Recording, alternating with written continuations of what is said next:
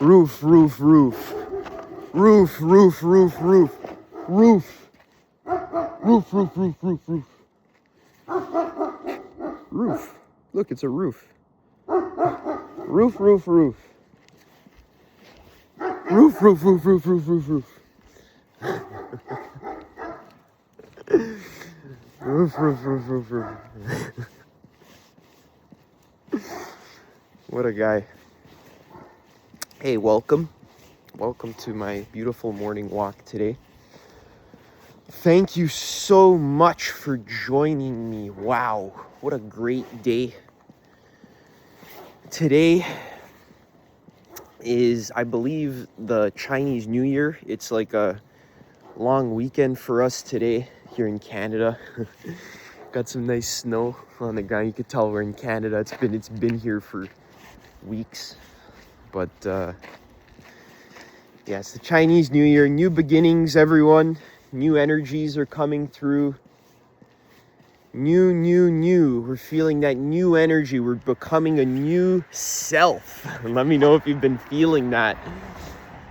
That's been the vibes. New self, new vibes, new life, new energy.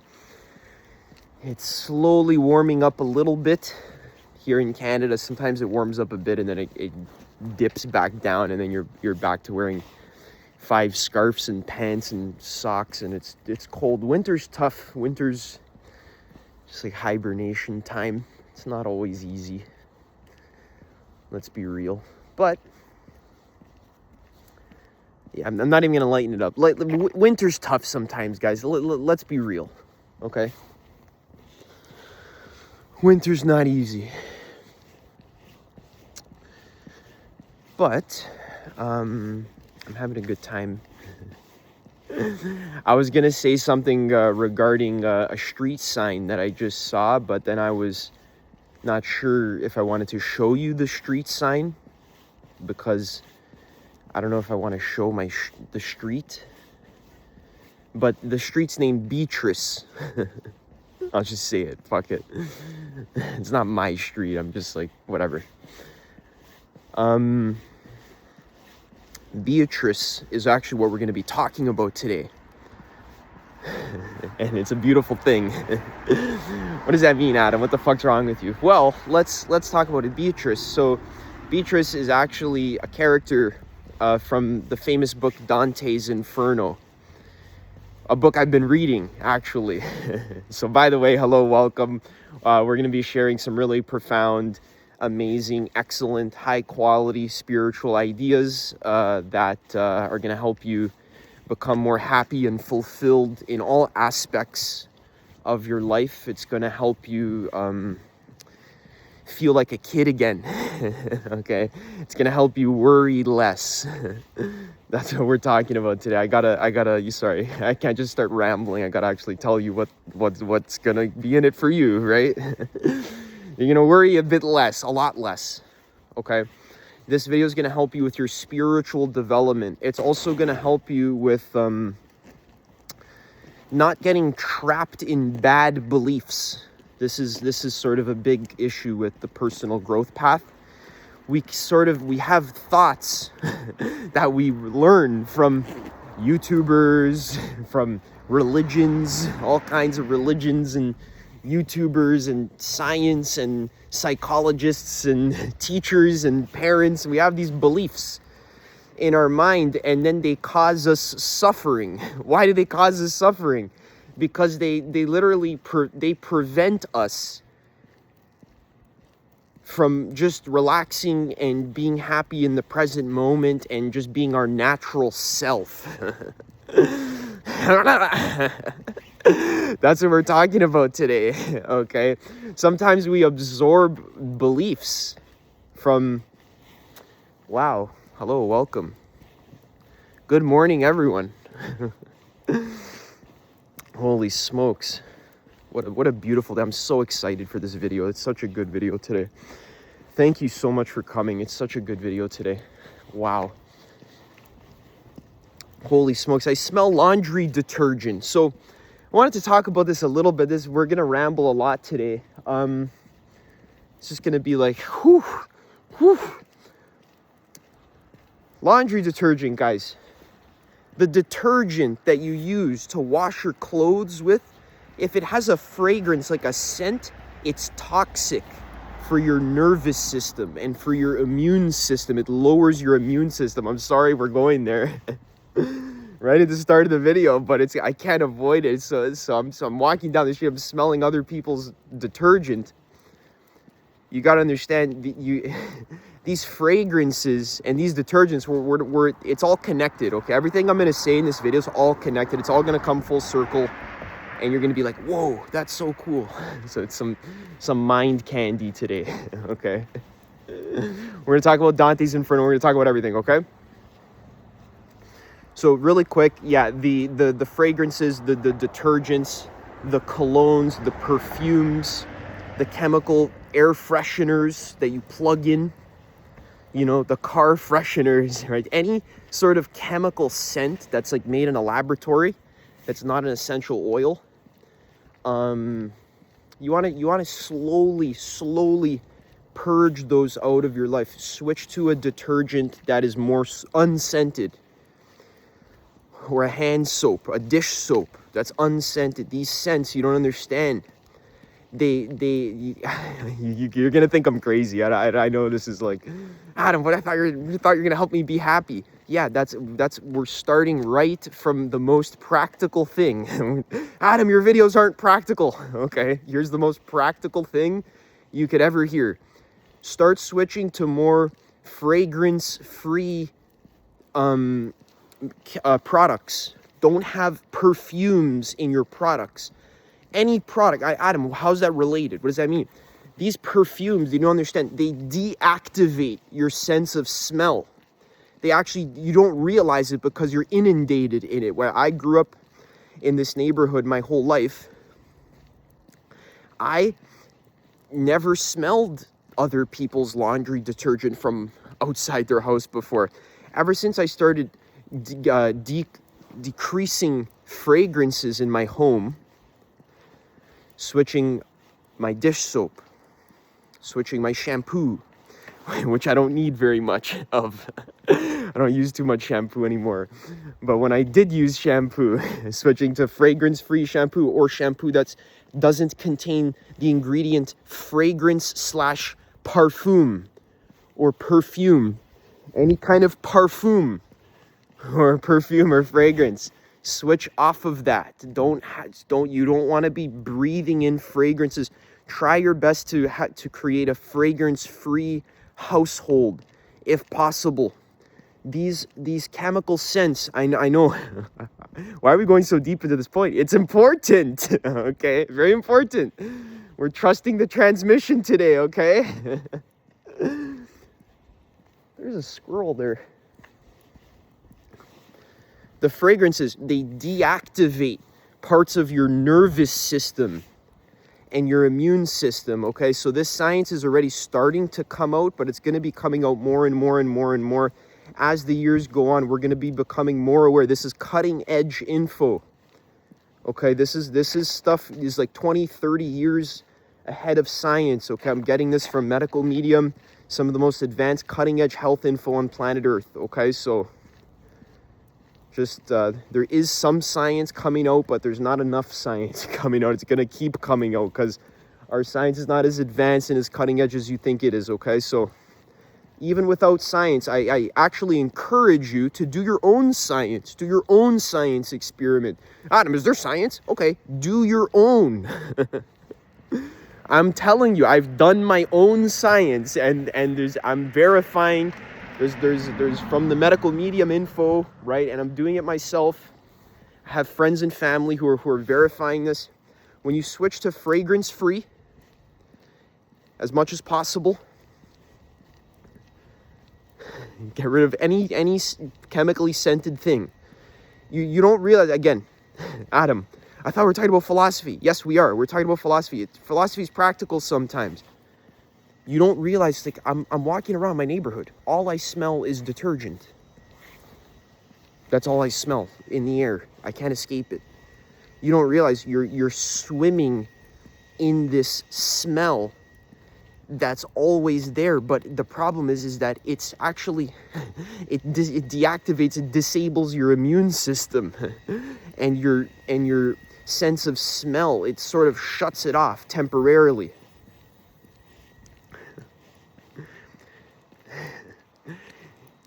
You know the difference when you go walk in a forest, for example, and there's no houses around, there's no pollution, you know, you breathe that fresh air, that clean air.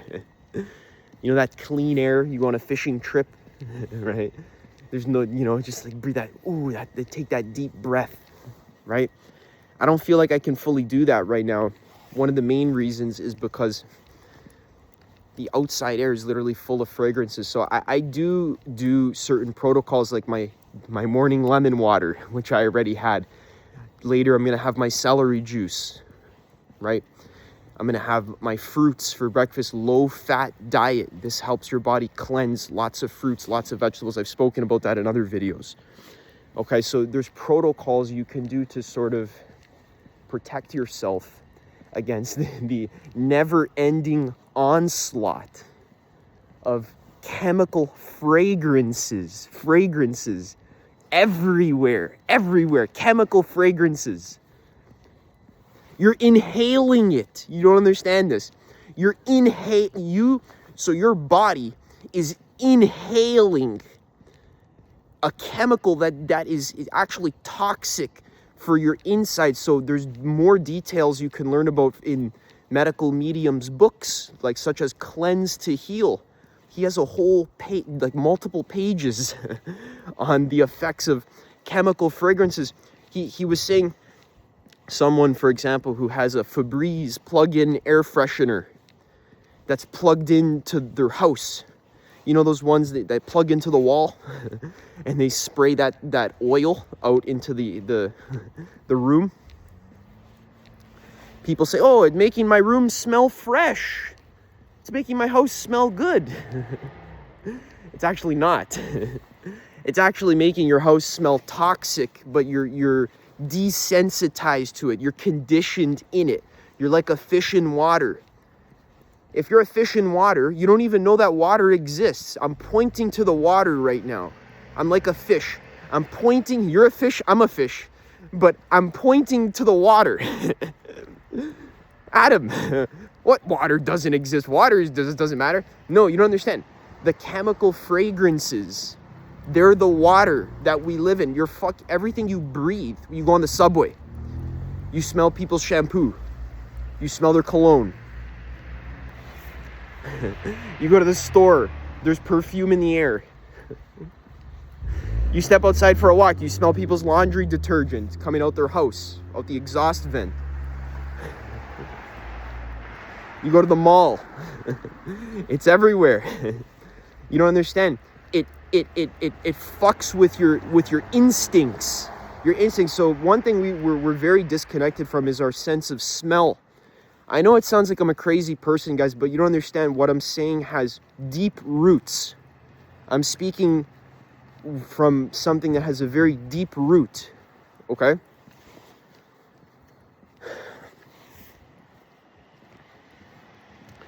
As a species in general, we're very disconnected from our sense of smell.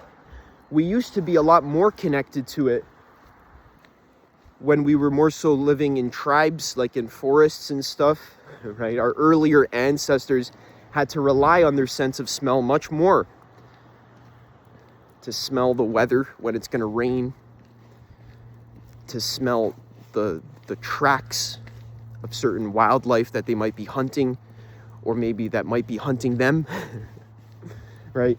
To smell when the food you're eating is ripe, to smell if there's mold, if there's fungus that's not good for you, to smell a plant, to see if that plant is poisonous or not, to smell another person. You can smell, you understand how much information you can gain about another human being just through that sense of smell. You can smell, you know, we have that saying in English where someone can sniff things out. You know, when you're about to sign a business deal, and you're not sure whether it's going to go well. Some people have a good instinct about these things. It's important to be connected to your instincts in life. Comprendo? Cha-ching, culling, bazinga, you're getting what I'm saying? It's important to be connected to your instincts when you're signing a business deal, for example. See, it's practical what I'm saying. If your sense of smell, your actual physical sense of smell, is disabled because of the cologne that you're wearing, you can't smell. If you spray cologne on your body, you cannot smell for the next 12 hours. Your sense of smell is actually disabled. Not to mention the actual chemical itself is toxic. I'm smelling it. It's everywhere. I'm smelling every breath I'm taking as I'm walking through this neighborhood. It's Tide laundry detergent. I live in a suburb. I can taste it.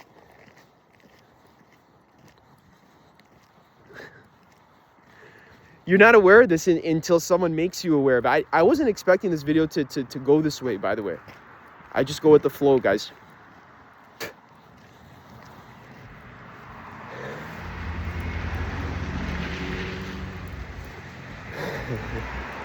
Hope you're all having a great morning. Hope you're enjoying the video so far. Thanks for listening. We're going on a good walk. This is an important subject, okay? Your instincts, your sense of smell. One person I worked with who's a very experienced meditator, he apprenticed under this meditation master named Namgyal Rinpoche, who he was Canadian, very kind of unknown Buddhist, sort of, not even Buddhist, he's just a great master. He actually spoke about the sense of smell a lot, you know, so it's not just Adam, right? So that's why I refer to it. It's not just me. There's other people that are great masters that refer to the sense of smell being your strongest sense, your most subtle sense, your most sensitive sense. If your sense of smell is disabled, you become numb. Your actual sensitivity to life itself becomes numb. Your awareness becomes numb. If your sense of smell is numb, your entire mind is numb. Your awareness is numb. Your consciousness is numb. Do you get that? If all you're smelling is an actual chemical that literally disables your sense of smell. If someone has this strong car air freshener in their car, you can't smell if there's mold in the car. You can't smell if there's rotting food in the car or in the engine, you know, where the AC is. If there's too much moisture, right? There might be mold in that AC unit. Maybe it needs to be cleaned, right? You can't smell it. Your sense of smell is connected to your survival. It's part of your instincts. It's important. Even like what I was saying, when you're signing a business deal, energetically, there's that quality. Certain people have that quality about them. They can sniff things out, right? I feel like I have that quality a lot. I've had that quality my whole life. When something's a little bit fishy, you know, whether it's fishy in society, maybe on the government level, or something's fishy on the level of science, right? Some two and two aren't quite going together, right? Something's not quite making sense. Something's fishy. I'm kind of sniffing things out, you know? There's that, like a bloodhound. There's some delusion here. Something's wrong. Something's not aligned here. There's something's corrupted. Something's being hidden from us. When you're signing a business deal, right? That's why you shake hands with someone, because there's an energy exchange, right? The reason why you shake someone's hand in a business deal is because you actually feel their energy. You shake someone's hand, you're actually doing it. It's like a mini energy exchange. You can feel insincerity through touch. You know, when you shake someone's hand, you can feel them. Are they lying to you? You can tell by the way the handshake feels. Is it a genuine handshake? Is there a heart-to-heart connection? Does it click? You know that feeling? when you click with another person and it's genuine. Get that? There's a genuineness, you know, there's a recognition. Excuse my boogers in my nose, guys.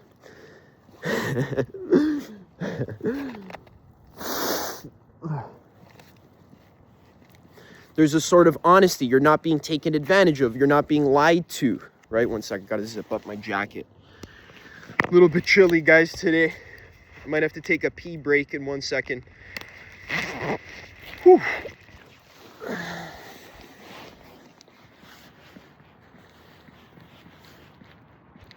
So that fragrance thing, that's like, I knew my friend was going to text me. Oh my God, that's so funny.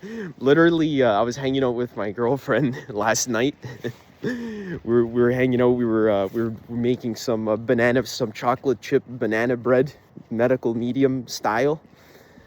And she made some good rice pasta with tomato sauce, and we were hanging out. And she said, my girlfriend's psychic, right? She can tell the future. She's an actual psychic. She's like an INFJ in Myers-Briggs, if you know what that means, right? People have psychic powers, some of them. My girlfriend's low-key like my spiritual guide, right?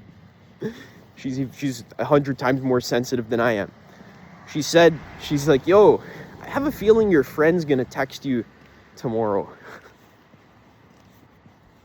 Literally right now, my friend texted me. I'm gonna text him back quickly. I'm gonna actually, I have to take a pee break, and then I'm gonna continue the video. So one second. Woo!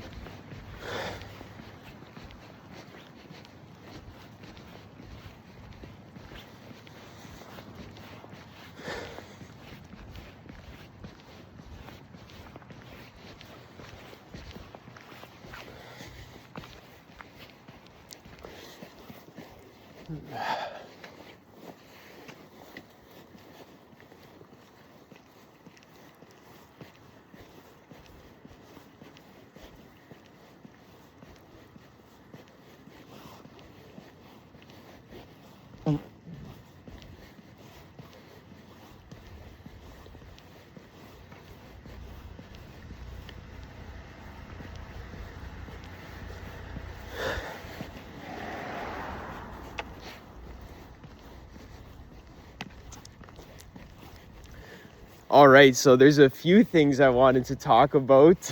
Let's see if we can get to them, if possible. I'm feeling really good on my walk today. Have you guys been walking this winter? I know it's tough. It's tough to get out for the walks sometimes, but the walks are lifesavers for me. Just in my experience, you know, some like personal development, again, practical personal development, right? It's not all about the esoteric stuff, the practical stuff too, right? I have to remind you guys sometimes. Sometimes I feel like I'm too esoteric, which is important, but got to remember everything I'm saying is practical, right? So practically, for me, I've been having to walk this winter. Been having to walk a lot. Even though it's freezing, I've been having to put on extra clothes, extra pants, extra socks. Gotta get out there, man. I go crazy unless I walk. If I don't walk, something's very wrong. Walking's been very therapeutic for me, very healthy. And also hugging trees too. My whole fucking neighborhood smells like Tide. So I can't hug that tree because there's too much snow. I wanted to hug this one here, but I gotta like climb on top of this snow. There you go. Whew. Yeah, walking and hugging trees, that's the key in the winter, guys.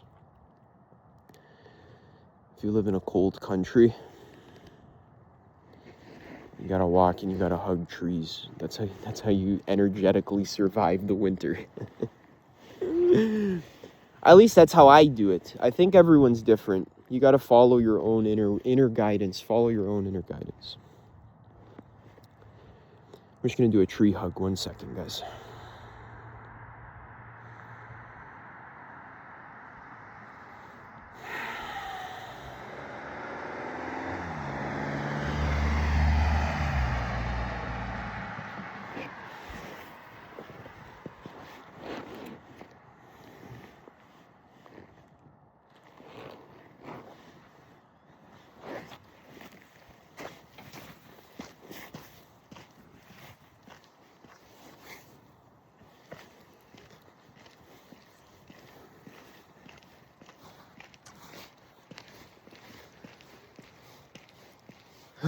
All right. Got some snow in my shoes.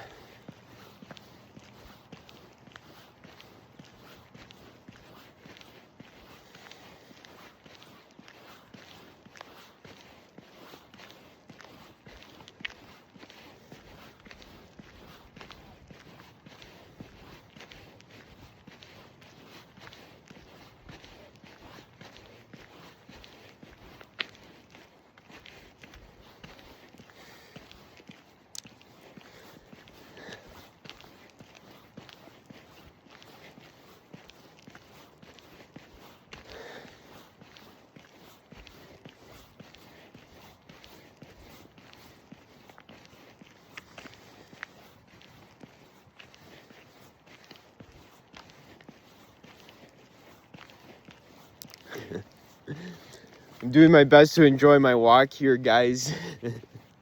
I'm tasting Tide in my mouth. And the thing is that I think what I'm trying to say about, I'm sorry to go on and on about the Tide thing. It's just very prevalent in my nose, in my mouth right now. So I guess we're going to be talking about it. I think a lot of people don't realize that that's actually all you're smelling all the time. There's literally chemicals in the air.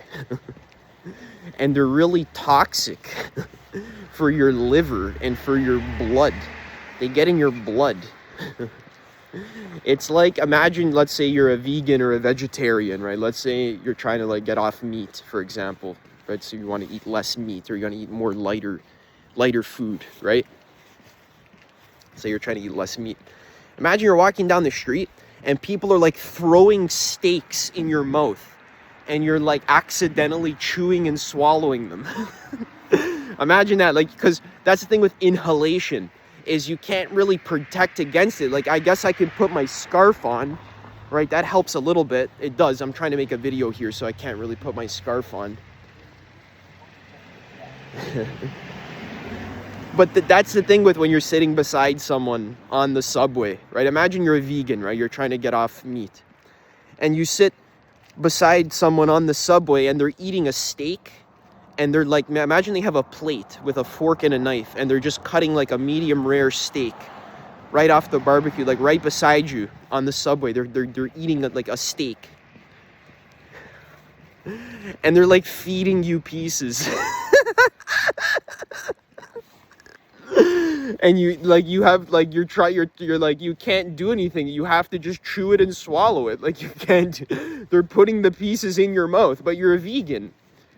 You're trying not to, you know, intake that stuff into your body that's not good for you, right? You're trying not to like inhale it or absorb it, right? You don't want that stuff in your body, right? Imagine you've made a conscious decision, like, okay, I'm not going to eat steak, right?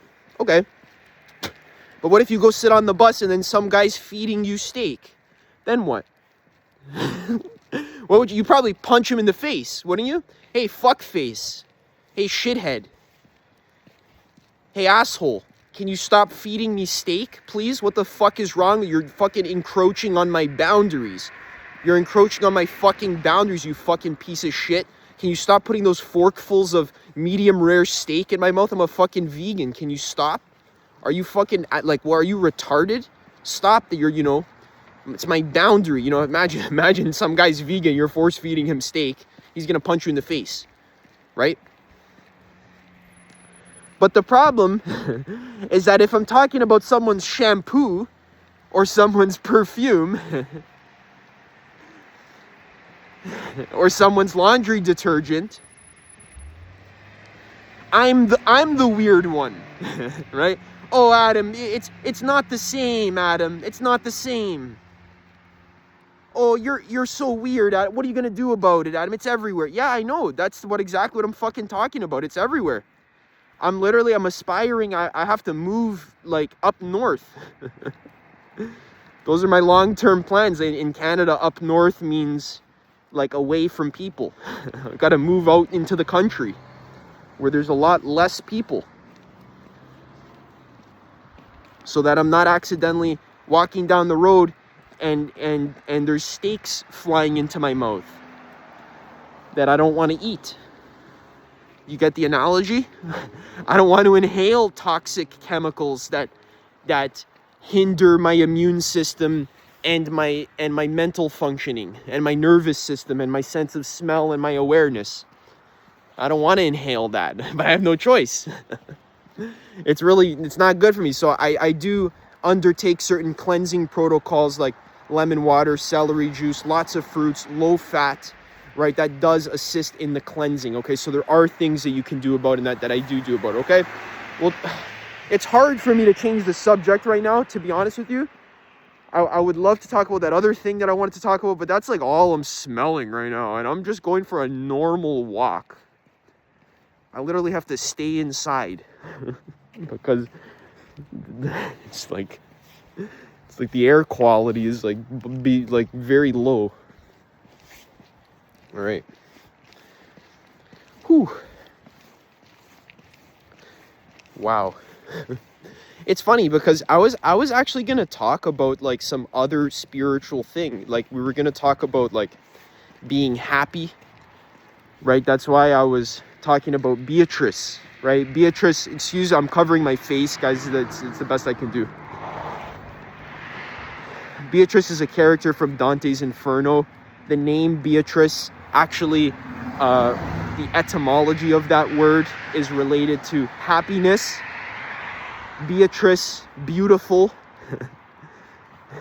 Beat, right? The Beatitudes. There's like the beautiful, the joyful, joyful, loving. You know, it's like a high consciousness state, right? In terms of levels of energy, Beatrice would be 500. Right? Love, pure love, like divine love. Right? So that's what I wanted to talk about today. When you're not breathing in fragrances and you're nervous and you know your body is relatively cleansed. That's why I've been stressing the medical medium info so much, because if your body's not cleansed, what the fuck? You're good luck being happy. You literally have toxins in your veins and in your lungs and every, you know. So that's why we do protocols like the lemon water and the celery juice, because that actually does help you to cleanse. And it's been proven through millions of case studies where you can actually read people reversing their chronic illnesses using those protocols. And you can test it for yourself and you can read the theory, right? Some people don't believe me. Adam, I don't believe you. Okay, there's like 10,000 pages worth of theory. You can at least start reading a few of them. Buy one of the books that I've been recommending for many years now. Check it out, read it. Medical medium, cleanse to heal, okay? People be like, Adam, you look crazy. Look at you, you're covering your face. Yeah, because I'm trying to not breathe in toxic chemicals that are everywhere. Okay, my hands are freezing. Holy smokes. Whew. Yeah, so I wanted to talk about being happy and just doing what you love. That message is still true. Be happy. Do what makes you happy. Do what you love. Okay, have fun. Enjoy your life. Normally what I would do right now, if the chemical fragrance was too strong, I would just go back inside my house. My house is fragrance free. It's a fragrance free zone. So what I do is I meditate, right? I do what makes me happy. I play video games that I really enjoy. I write, I create content on my blog, and I create videos like this. I talk to people, right? Sometimes I coach people. right? Through email or through Zoom or whatever. So I work and I write and I play video games, right? I enjoy my life is what I'm trying to say.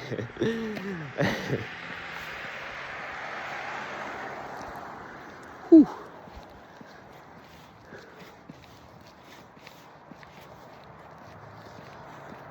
Wow. Yeah, definitely check out my blog. I'm writing a lot these days. I guess we're gonna be closing up the video now. Thank you so much for watching. I did mean to actually explore some other topics today, but we got side railed into the fragrance thing because it was so prevalent in my experience. So that's what we needed to talk about today. Stay tuned. I did tease a lot of sort of like ideas. Stay tuned for that, okay? Because I'm sharing a lot more of that. A lot of that's being shared in writing form. I'm really enjoying my writing time, so go check out my blog, adammiceli.blog, where I'm publishing a lot of that. Join my newsletter, right? Yeah, I'm really excited about that stuff. A lot of great ideas coming through. Yeah, thanks so much for listening. Take action on what I was saying today. Fragrance free. Read that page from Cleanse to Heal by Medical Medium. That's the action step. Okay, when you have a fragrance free life, you turn your instincts back on. You become 1,000 times more sensitive to what's around you, and you become more aware of what's going on so that you can make more clear-headed decisions. You can be more fine-tuned in your decision making. You can be more clear about what's actually causing your suffering, and you can be more clear about how to like take actions to like lessen that. See, it's very simple and straightforward. When you're actually aware of what's not making your body feel good, you can gently, slowly rid that of your life. Some person, some chemical, some food, some habit. It's not making your body and brain feel good, and your heart and your soul and your stomach. If you're not feeling good, do less of it. But the problem is, if you're not aware, then you're just stuck. You're stuck in the swamp, breathing in the fumes. You're living in the swamp, breathing in the fumes, and you don't even realize it. That's the problem, is when you don't realize it.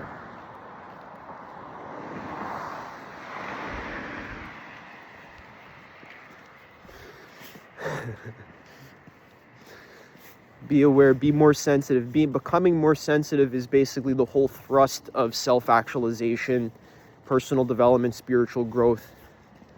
People don't realize that the whole arc of the spiritual journey is going from being numb to being sensitive and aware. The thing is, when people are numb and you're sensitive, they'll make fun of you. They'll be like, oh, you feel energy? Ho ho, you're a hippie, right? Oh, Adam, you feel how the fragrances affect your body and your brain and your mood. Oh, you're such a hippie. That's not real, Adam. Adam, oh, you feel the planets. You feel the energy of the new year and the spring equinox. Oh, you're such a hippie, Adam. So people who are numb, right, will make fun of people who are becoming and striving to become more sensitive.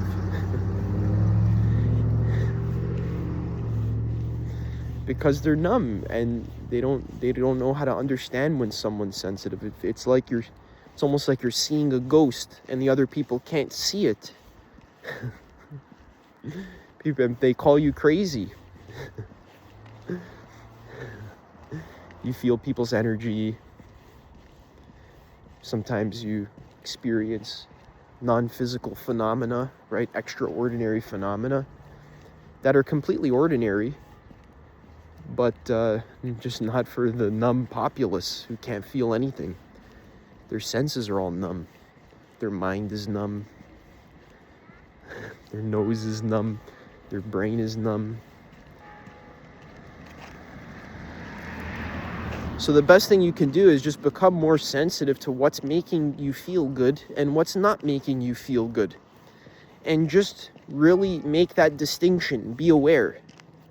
Do I like this thing or do I not like this thing? Is this making me happy or is this not making me happy?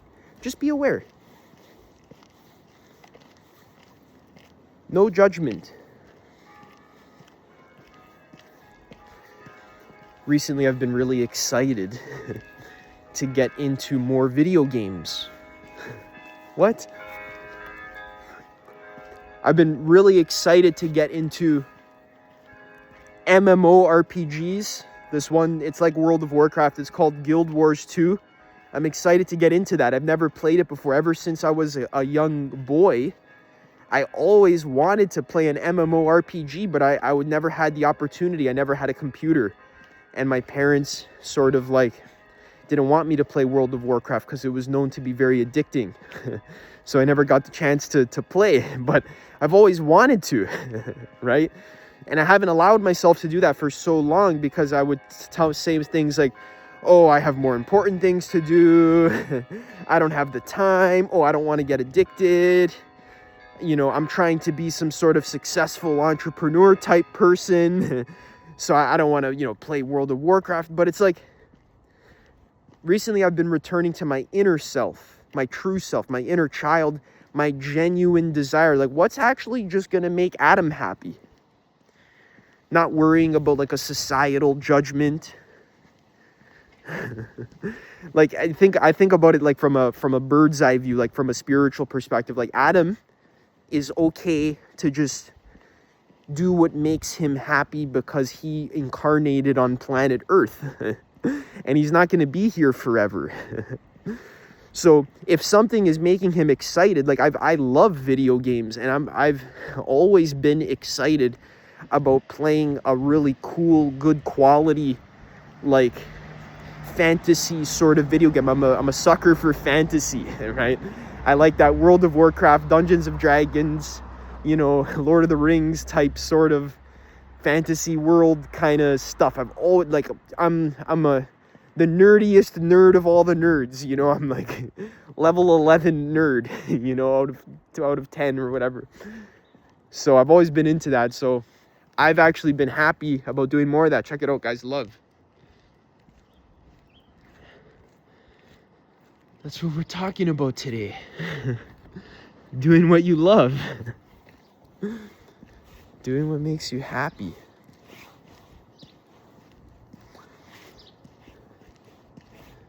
I'll tell you a secret. I don't know if I'm supposed to say this. I can say it, whatever.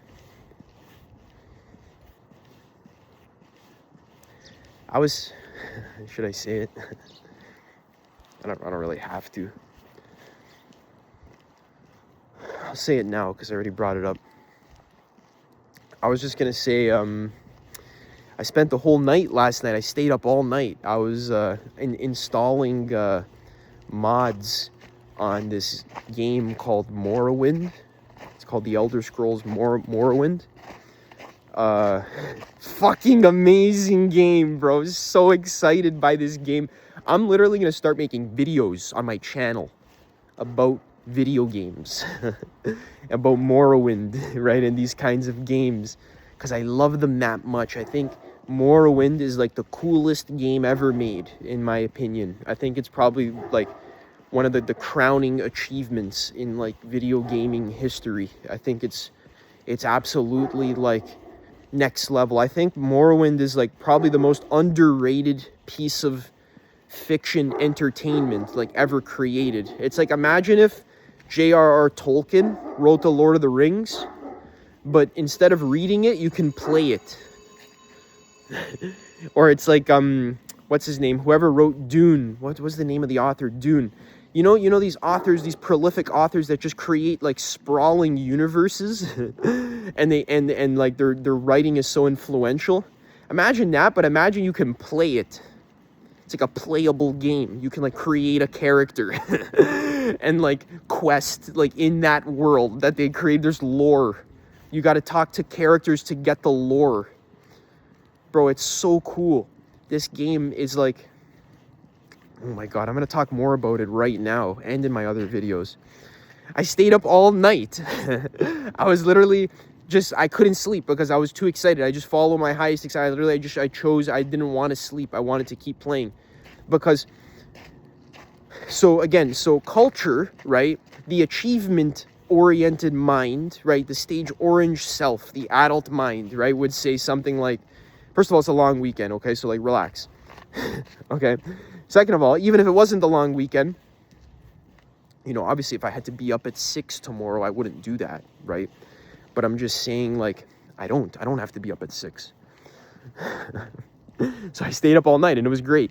I was installing mods onto Morrowind so that I can play it on my Mac. So I have this MacBook Air.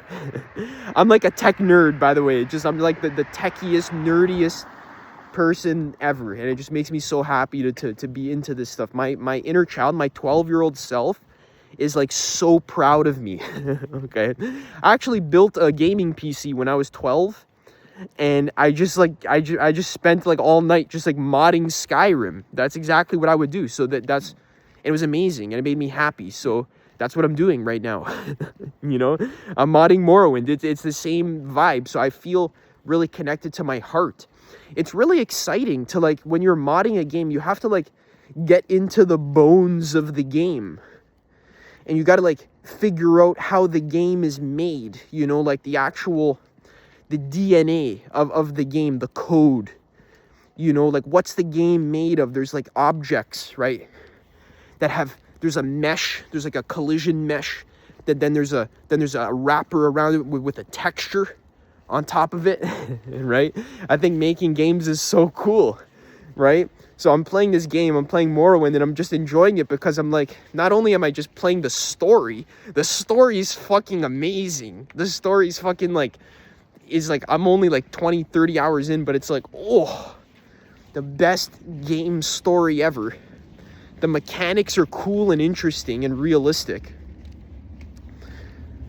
It's just so cool, man. And I also like how it's challenging.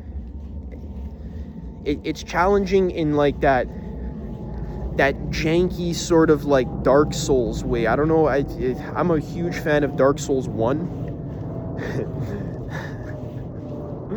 Everyone who's like not into video games just like clicked off the video because I just got so deep into this subject. I'm really into this game. It's called Dark Souls 1. When I was, again, 12, 13, I was playing this game. It's like a fantasy knights, Dungeons and Dragons sort of game. It's so beautiful. There's lore. It's a whole world. It's a little bit janky. It's not perfect, but I think it's kind of beautiful that it's not perfect, you know? I like the jankiness. I like how it's like a little bit rough around the edges. I actually like it like that. You understand? It's like how, you know, your girlfriend likes it when it's a little bit rough. Sorry. I'm just saying, with life in general, it's kind of nice sometimes. Sometimes the most amazing things, the most amazing songs, or games, or experiences, or whatever it is, it's not perfect. It's a little crappy, but I don't know. It's beautiful.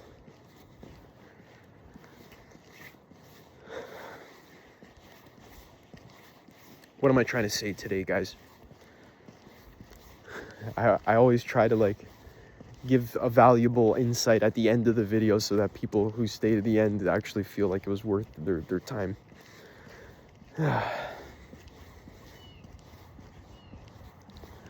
Hope you guys are enjoying your day today.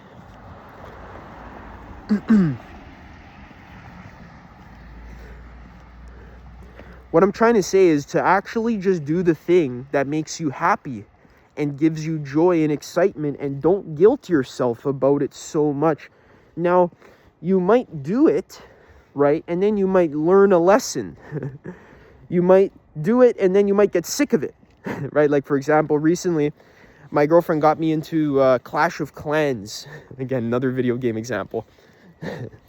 Clash of Clans. Have you ever played that game? You got to like build a base on your phone, right? And you got to like upgrade your cannons and stuff, and you got to come back tomorrow when they're done upgrading. There's like a timer, right? You know those games?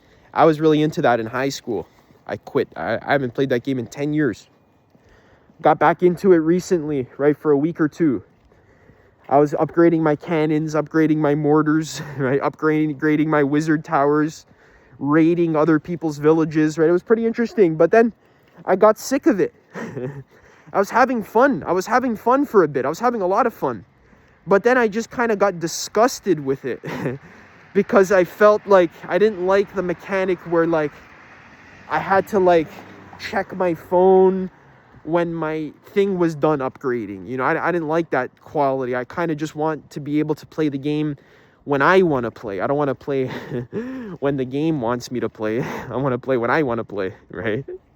I don't want the game to like dictate when I play it, right? I don't really fuck with that mechanic. That's why I don't like, you know, the daily reward system in certain games. The season's pass or the daily reward. I don't like that. I don't like that FOMO. Right, so I learned that recently. That was something I learned. I had to learn through experience. I was playing certain games, even Magic the Gathering as well. I'm really big into Magic the Gathering, huge. I've been big into Magic the Gathering since I was like 10. I'm 26 now, almost 26. So I've been playing Magic the Gathering for 16 years. When I was a kid, I was like 11. I used to take my bike all the way to the card shop. It's like a 20-minute bike ride. I used to bring $10, you know, $20 and just try to buy as many cards as I could. I want to have the best deck at school. You know, I want to defeat my enemies with the highest level dragons, you know, highest level fantasy, you know, characters. That's what I've always been into since I was a kid. I want to be the best fantasy mage, the best wizard. There we go. That's Adam's life purpose.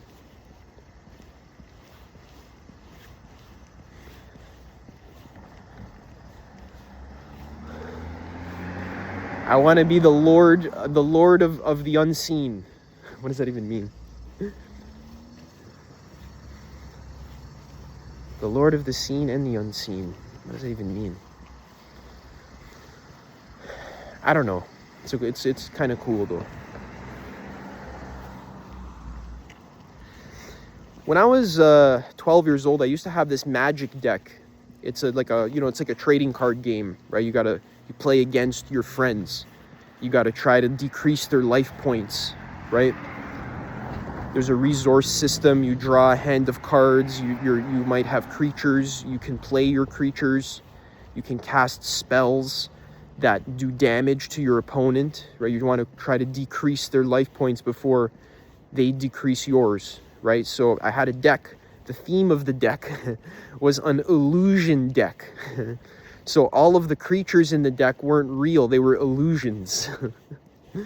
They were really big. One of them was like an illusory dragon.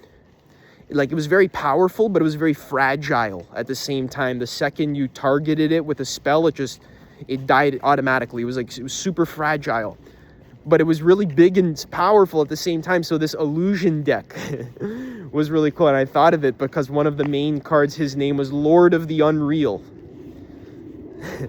Maybe you can find that. You can Google Lord of the Unreal MTG. That's the deck I was playing when I was 12. That was so cool. I remember that.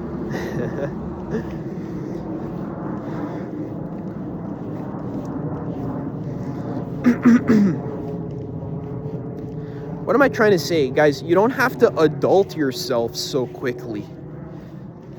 You don't understand. A lot of your power just comes from you being natural and honest about what you like and who you are and what you want.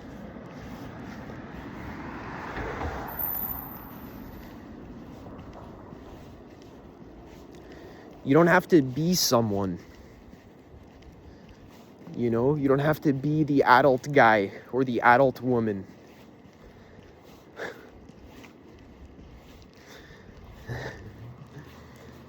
Which, what does that mean? Of course you can still be the adult version of yourself. Of course you can still be responsible. You know, you can still save money. You can still file your taxes. You can still, you know, mop your floors in your house, do your dishes, right? Mow your lawn, right? You know, you can still do adult things, right? How you can still have a family. You could still have responsibilities. So don't get what I'm saying wrong, but I'm saying what I'm trying to, because the English language is limited, right? So it's easy to sort of misinterpret what I'm saying. So I'm trying to make a distinction. There's two different types of adult mind. There's adult mind that's natural and healthy and normal, that comes online automatically just from being a healthy human. So the adult mind who like decides to eat healthy and go to the gym and meditate, right? And be responsible, right? Start your business, you know, do your stuff, get your money going, right? So like, that's the adult mind. That's healthy. That's fine. I'm not saying, you know, to get rid of that. But now there's the other adult mind, which is the one that I'm sort of cautioning against, which is the adult mind which is conditioned by society, which is an image that you think you have to be, but you don't even want to be. There's danger there.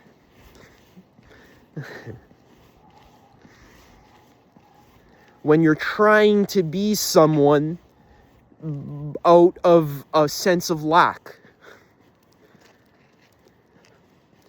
You're trying to become this certain identity.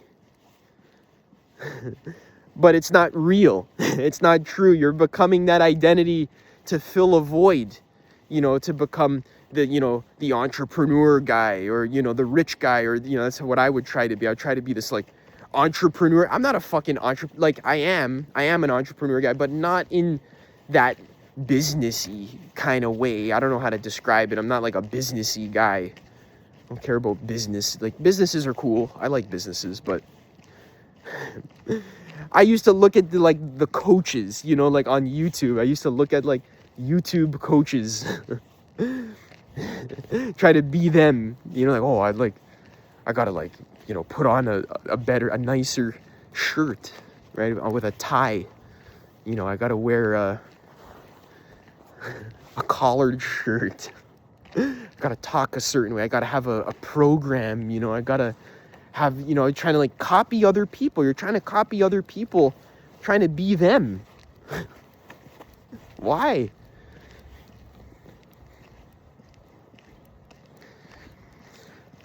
Why are you trying to be them, silly goose?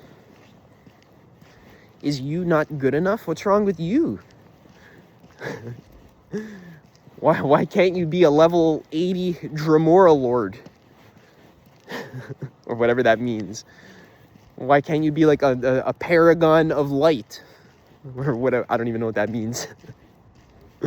I'm saying, like, because there's this idea of like, you can't make money, you can't be successful unless you like abandon your inner child. You have to abandon the part of you that like loves being alive and like has fun just doing fun stuff. That can't make, being happy can't make you money.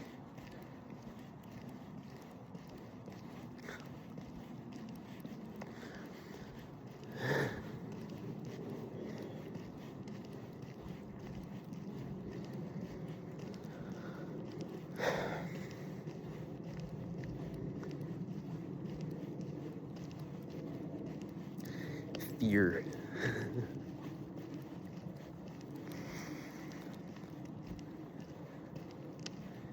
But I'm scared, Adam. I can't be too happy, right? I don't want to be too happy.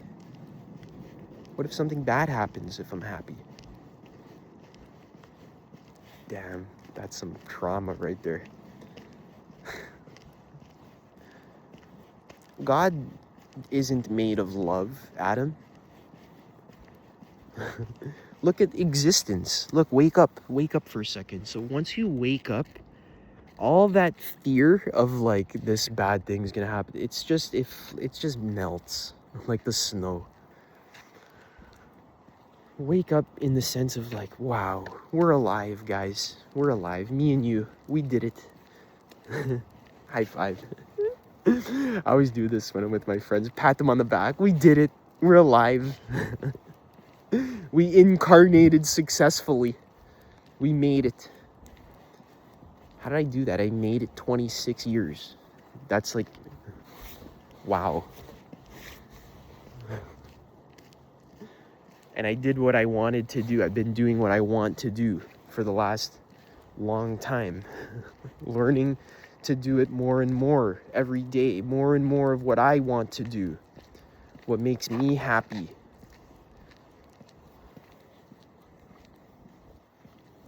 Recently, one of my favorite rappers, J. Cole, he put out an album. A good album. It's called The Fall Off. If you're a hip-hop fan, I'm a big hip-hop fan.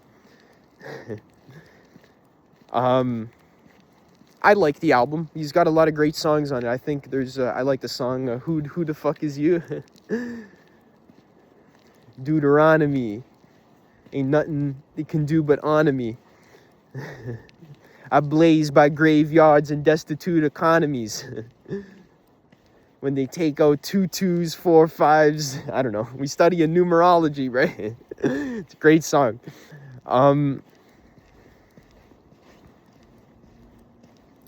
One thing that I want you to notice, it's a pattern. This pattern took me a really long time to realize. It's a great pattern. One of my favorite patterns. It's this idea that the artist who just does whatever the fuck they want to do, what they want. What do you want to do? Don't look to the other artists. What are you doing? Unless you want to, unless you like their work and you're inspired by it, sure. But people check what other people are doing out of fear. Oh no, my book won't sell. So I have to write my book the way the editor tells me to write it. The way, I gotta go on writers' YouTube, AuthorTube, and I gotta look what all the videos of YouTube creators who are authors, who are eating off of telling me how to write my book. And they're banking off my fear of like, if I create this thing that I love,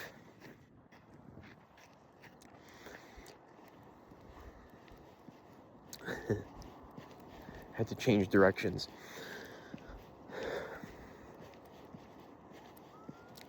If I create this piece of art that I love, what if it doesn't sell? Oh no. Oh no, what if it doesn't sell? What if I put my heart and soul into this book and it doesn't sell? Oh no. Now I gotta make sure that I structure the book in a way that appeals to my audience so that they stay hooked in the book, so that they want to buy more, and so that they tell their friend, right? So there's this, it's like the fucking devil inside you trying to like optimize for attention. We always make fun of companies and we talk about Instagram is evil for trying to optimize for attention. YouTube is evil for trying to optimize for attention, trying to optimize for clicks, optimize for views. But if you've ever tried to start your own business, if you've ever tried to market something, right? You create a product, you try to market it. What are you doing? You're trying to optimize for attention and for clicks and for views. So what I'm trying to say, a big thing I've learned through my creative process, I've been posting videos for like maybe 7 years now, pretty long time.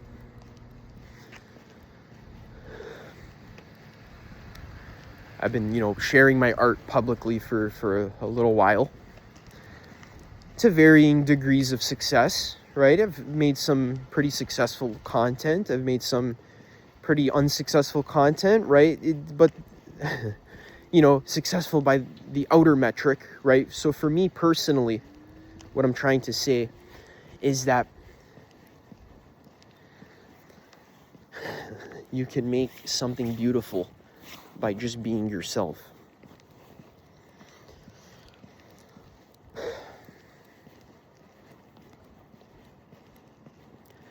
Go check out J. Cole's marketing campaign for his new album. If you haven't seen it, he's just like recording on his phone, and he's just like chilling with his friends, and he's just handing out CDs of his album out in the streets of his hometown, right? It's like not high production quality at all. You can tell it's like some guy just like is making it. You know, J. Cole, he's a multi-millionaire. He could have a camera crew. He could have 5 camera crews. He could probably have 25 camera crews, right? He can make 6 movies about his album, you know, to push it and push it and push it and push it. You know, it's his last album. You know, his legacy hinges on this album, right? He could have the marketing teams, the marketing agencies, right? The best album launchers, you know, that exist. But instead, he's on YouTube and he's handing out CDs to random strangers on the street, because that's what he used to do when he was 15, when he first started rapping. That's what he likes to do. That's what makes him happy. He likes that vibe. Is that the best way to do it? People try to like, now people are going to try to like mimic J. Cole. Now people are going to try to do it the J. Cole way. Now they're going to try and like, now the next rapper who makes an album, he's going to try to hand out CDs, you know, in his home. But it's not the same, because the point that I'm making is that there is no proper optimized way to launch a piece of art, something you love. You don't get this. What I'm trying to say, to summarize what I'm trying to say, is that you just doing what you love and just doing it because you love it, and not just doing it because you love it.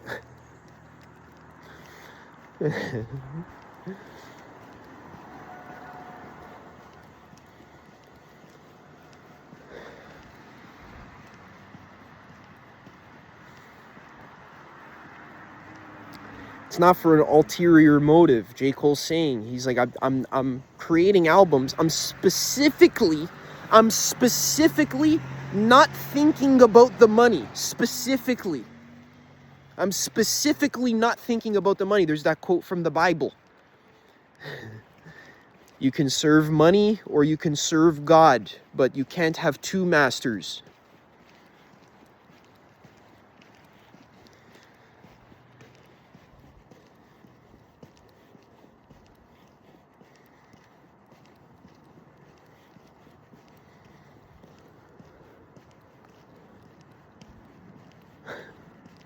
What if you didn't have to worry about, you know, that sort of like kind of survival,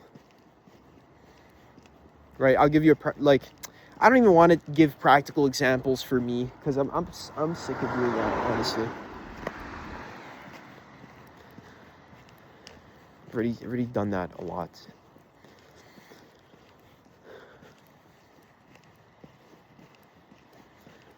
What if you just did your life the way you want to do it? You can serve God or you can serve money. Now listen, like, no, I'm not even going to go there. I'm going to leave it at that for now.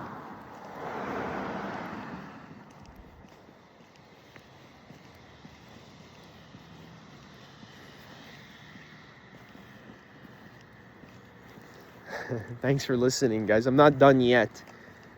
Still got a bit more walk in me. I'm having a great time though. I hope you're enjoying this video. I hope it's helping you a little bit. Maybe if you got one good idea, I think then the video's worth it. Right? Maybe if you go play Morrowind and you install some mods on there and you get going on your first adventure through the province of Vardenfell. Oh my god. That would make the whole video worth it. Then that would mean I had a successful morning. If I convince one person to start a new class as a warrior or as a mage, Maybe you could be like a stealth archer. You've already tried the stealth archer class. Be a warrior. I picked the warrior class. The reason why is because it's easy and it doesn't require much thinking, and it's very simple and straightforward, and I can focus on the rest of the game. I don't have to worry about like if I'm doing the right build. You know, I get a sword, I get an axe, and I hit people.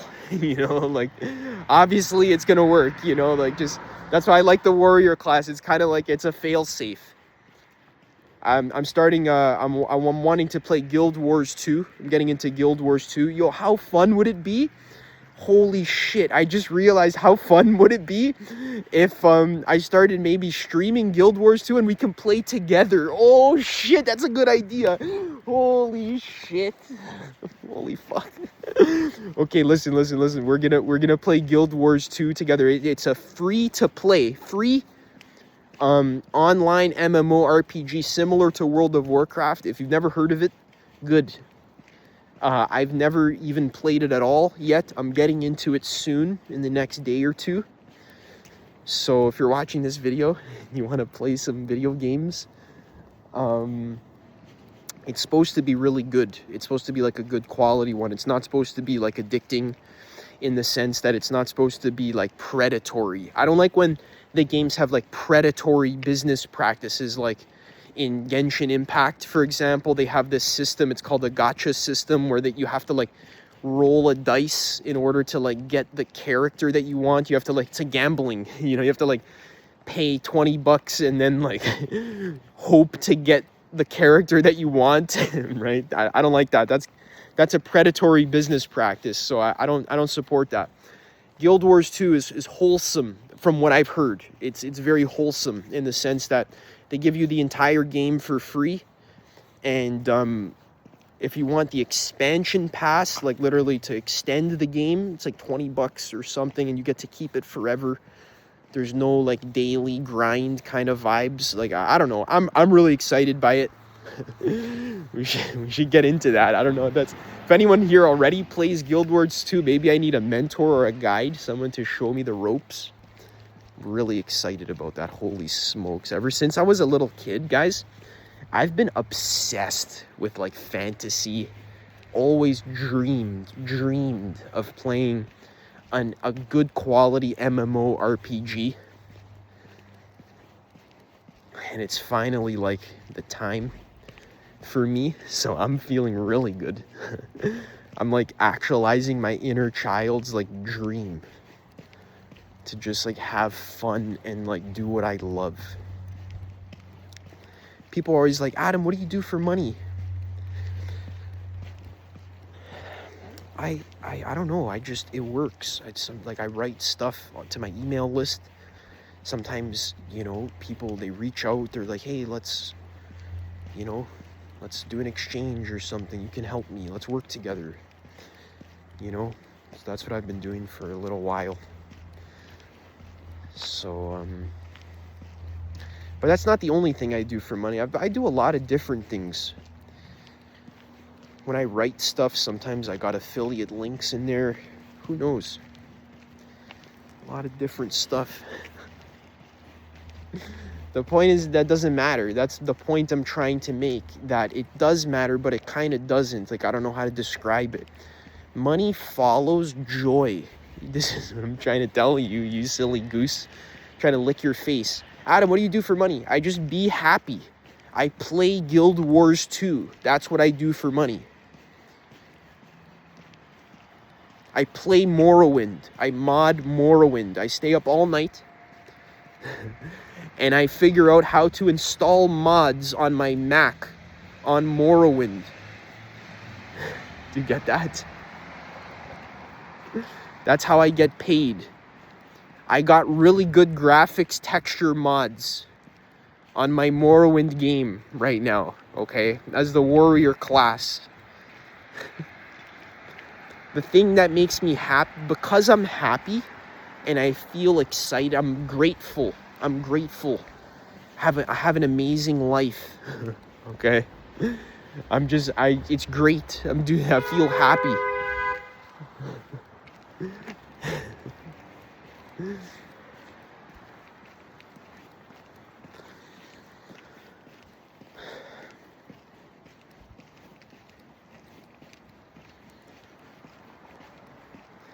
hang out with my friend. Gonna go for a nice walk. Who knows? We might smoke a joint, we might not. Either or, I'm okay with either. Smells like cologne. Holy smokes, it smells a lot.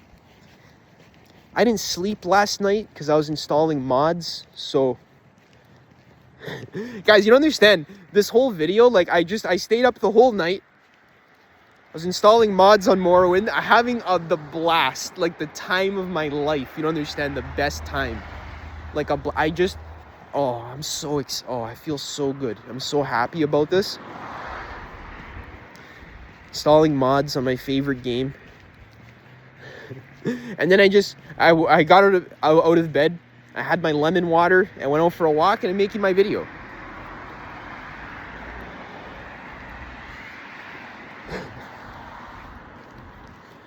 That's my vibes today. It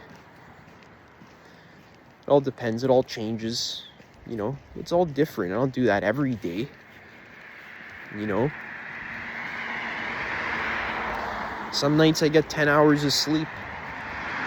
And then I meditate. You know, and I read. You know, it all depends. Everything changes. You don't gotta stick to something so much. Like, oh, all Adam does is play video games. Not really. I mix it up. Keep it fresh. Keep it fun. Keep it interesting. Keep it awake.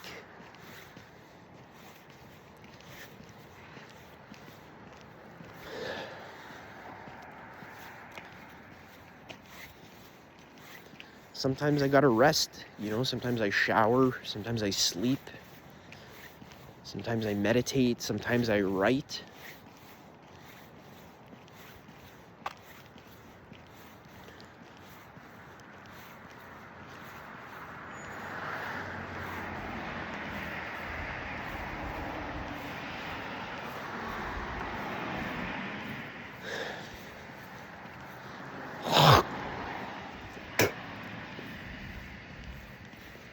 Present moment, guys.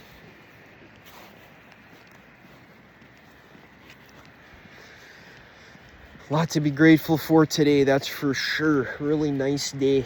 Nice trees out. You guys have been hopefully looking at all those beautiful trees in the background today because they've been gorgeous. Gorgeous, gorgeous today.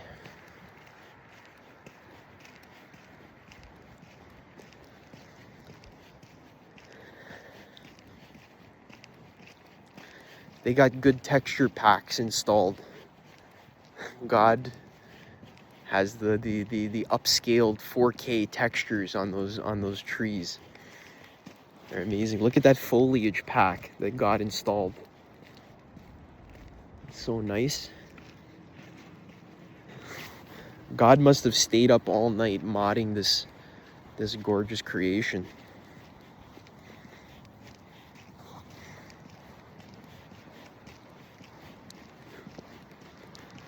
It's got really good RPG mechanics.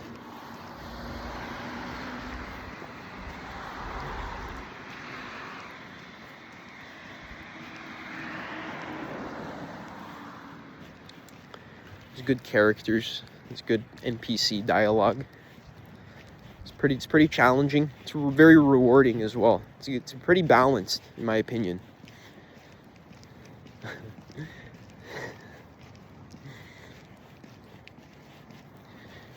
So the way video games work, what's so genius about video games, what I'm trying to tell you is that the way a video game works, what makes it so addicting and so fun, is that it basically shows you how you're supposed to live your life, which means you have fun and you get rewarded.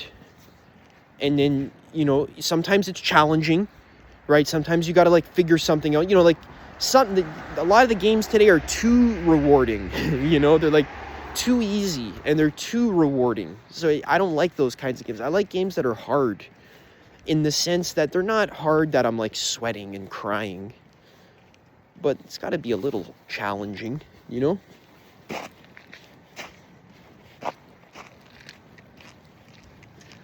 A little challenge, nothing too crazy.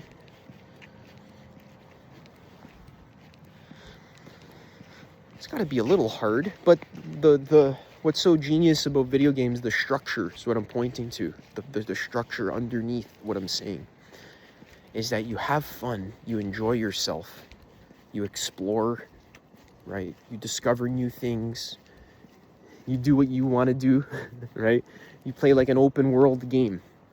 You go where you want to go. You do the quests that are interesting for you. You pick your class. How do you pick your class? You just, whatever seems exciting and fun.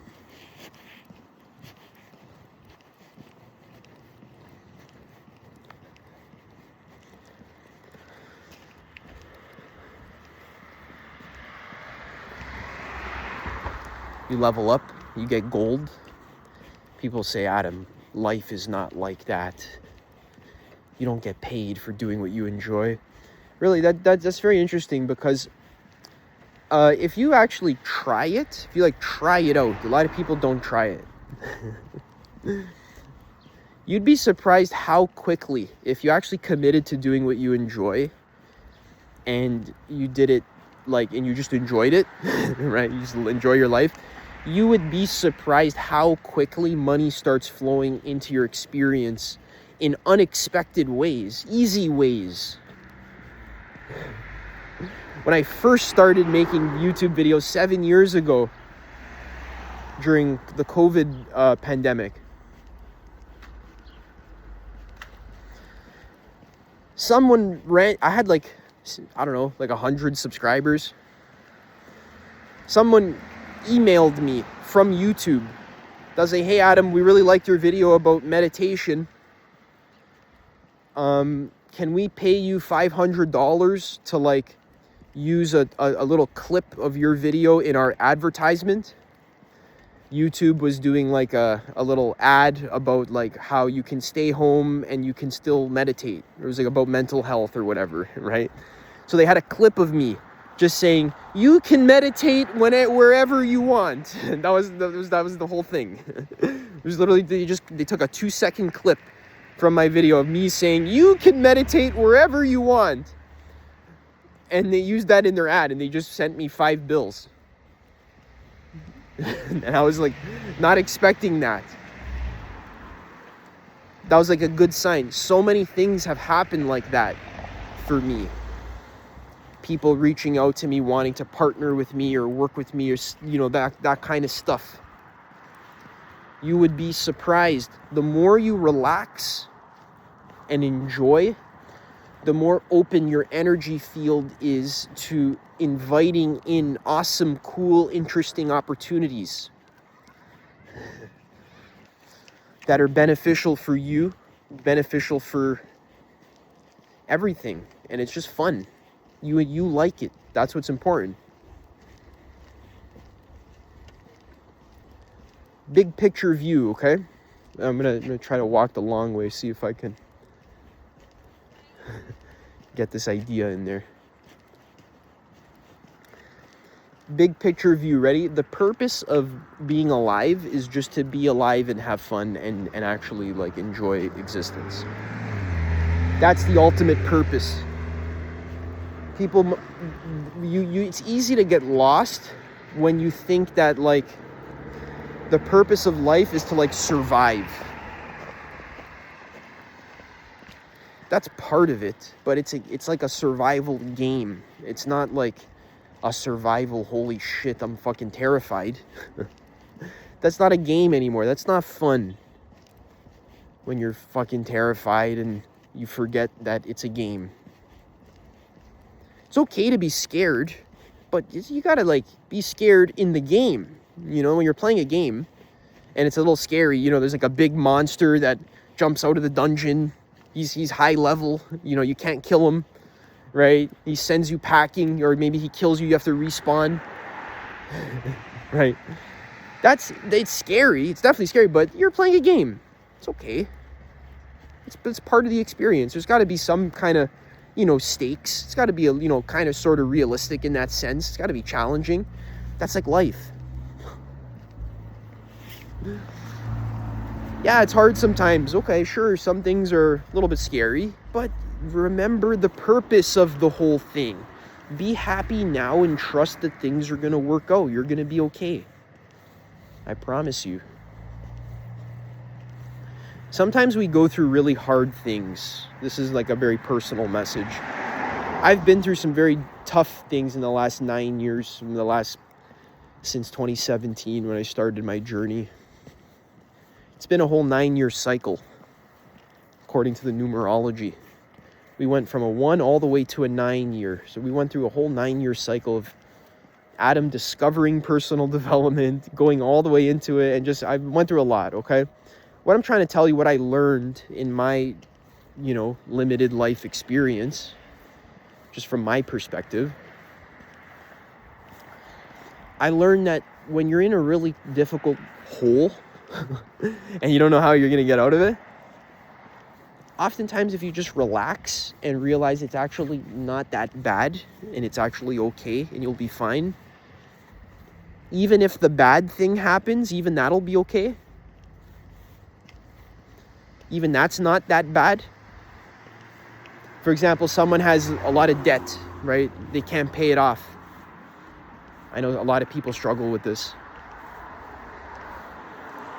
Sometimes you make it worse than you think it is. It's like, oh, if I have all this debt, I can't pay it off, then my credit score, right? And then my credit score is gonna go down. It's like, yeah, okay, your credit score is gonna go down. Guess what?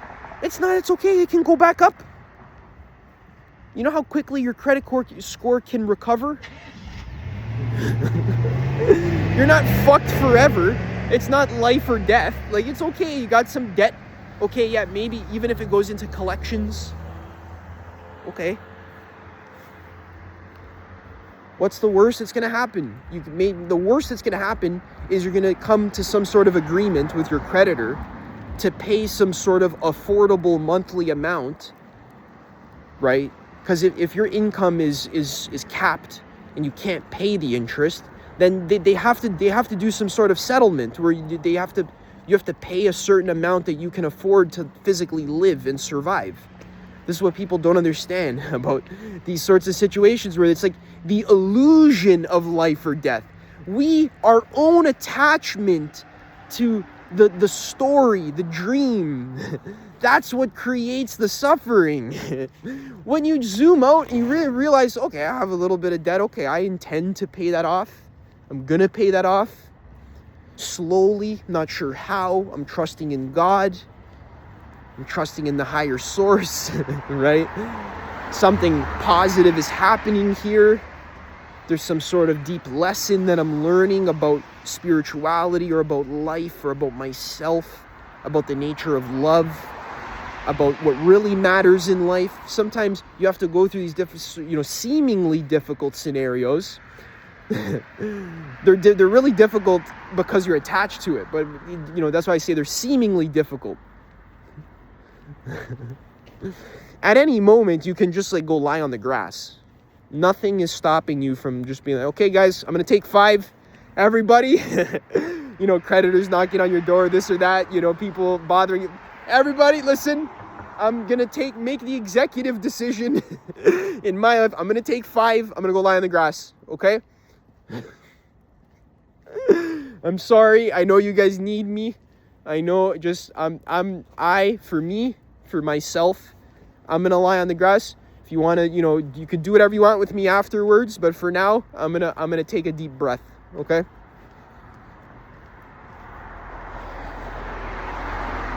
I'm going to be happy just for now.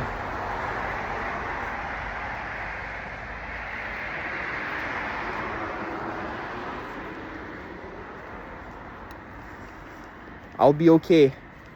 In the next now, I'll be happy just for now. Again, so people don't understand.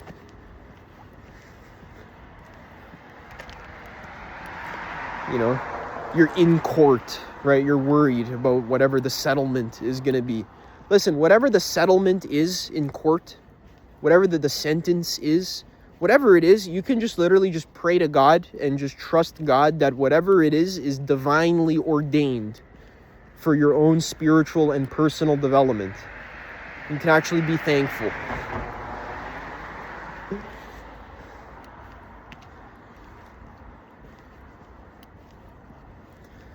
Thank you, God, for sentencing me in the perfect way that is specifically designed for my personal and spiritual evolution. I'm so grateful. Thank you, Lord. I submit my life to you. Thank you. You're beautiful and divine. You're excellent. You have really good quality graphics. The best mod packs you installed. You have the most RAM. Thank you, God, for rendering reality without any frame drops. Not a single glitch. No frame drops at all. Perfect rendering of the entire cosmos. Thank you for that. You must have a very good PC.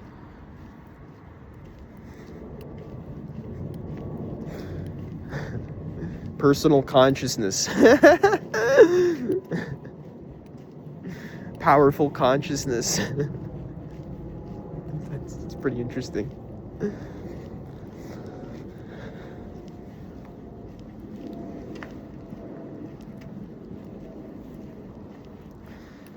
Thank you, God, for rendering reality without any frame drops. With the best texture packs. The best RPG mechanics. Very interesting lore. Doesn't Earth have interesting lore? There's like a whole history. It's like factions, and it's so interesting. Books. You can read books. It's so cool about Morrowind. You can just read books in that game. You can just like go to like the bookstore. They have like thousands of books you can just read there about the Morrowind world. These authors who made this game are just like, wow. Imagine that. Just make a mini world. A playable world. It's okay, man. There's always a way out.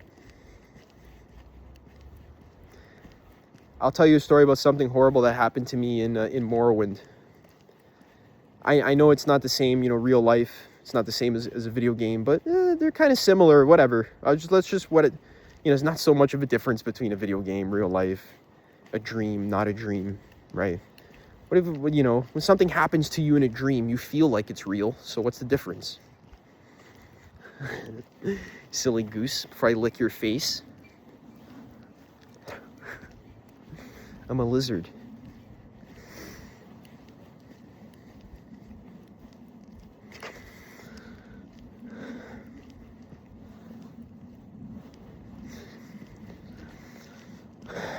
Yeah. Something horrible to me when I first started playing Morrowind. I had no clue what I was doing. I was adventuring in through the lands. I ran into a little rat. I was fighting this rat. The rat bit me, and I contracted a disease in the game. Okay, the problem when you contract a disease is, first of all, no one wants to talk to you anymore because you're diseased. You're like a leper. So all of the NPCs in the game, they don't sell you things. They don't give you information. They don't tell you where to go. You can't get quests. You basically can't progress. No one wants to talk to you because you're diseased. And the disease doesn't go away. You can't just wait. You have to like find a cure. But you don't know how to find a cure because no one's going to talk. No one tells you. So talk about being fucked, right? You're in a horrible situation. You need someone to sell you a potion to cure you, but the shopkeepers won't even talk to you. They hate you because you're diseased. So it's like a catch-22, right? So what do? So I had to go online after like an hour of searching. I was so lost. I had to go online. Turns out there's like this like shrine, right? You can pray to this shrine. You have to find it. So it's difficult to find. I just started the game. I don't even know what I'm doing. Now all of a sudden I'm diseased and no one wants to talk to me. I can't even play anymore. It's like so punishing. A fucking rat bit me. And now like, I can't even do anything. So I had to like venture to like the biggest city in the game to go find this shrine. I had to pray to the shrine, and then it gives me a blessing, and then it heals my disease. And then I'm cleansed. And then my likability goes back up, and then people don't mind talking to me. They can sell me things. They give me quests. I can gain more info about where to go next and so forth. Right? Isn't that so cool? It's so realistic. I love that game. What was the point of that story? The point is that sometimes in life you get stuck in sucky situations. And when you're in it, it sucks. You're like, oh my God, how am I going to get out of this? This is horrible. But sometimes it's not that bad. You know, you search a little bit, Google something online. Next thing you know, after a little bit of effort, a little bit of grinding, a little bit of difficulty and struggle, you solved it, and now it's done. And then you can look back at the memory fondly, and you learn something. Now that I look back, I think it's kind of funny that my character contracted a disease within the first hour, and I couldn't even play the game anymore. And I had to spend 2 hours trying to find some place to cure myself. Otherwise, I had to like delete my character. Right. But I did it. It worked. What am I trying to say to you? I'm trying to say, listen, that was a stupid analogy, but when you pray to God, when you remember the blessing of the higher power, it cures you of your diseases, and then people like you more because you're happier and you're more pleasant. And then you get more opportunities. They want to do business with you. They want to tell you where to go. Right? So when you pray, when you remember the higher power, it actually cures you of your disease, and then you can continue your quest. You can have more fun in your game that you're playing.